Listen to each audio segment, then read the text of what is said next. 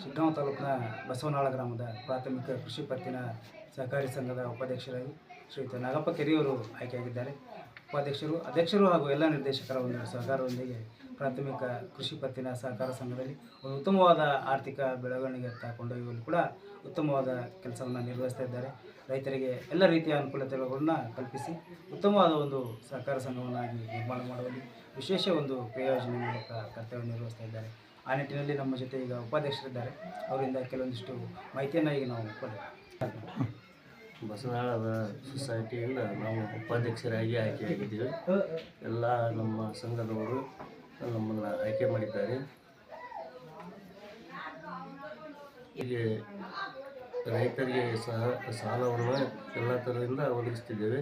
ನಮಗೆ KCC ಬ್ಯಾಂಕಿನಿಂದ ಎಲ್ಲ ಸಹಾಯ ಸಿಗ್ತಾ ಇದೆ. ಸಾಲವನ್ನು ಎಲ್ಲ ರೈತರು ಇದಾಗಿ ಸರಿಯಾಗಿ ಮರುಪಾವತಿಯನ್ನು ಮಾಡ್ತಾ ಇದ್ದಾರೆ.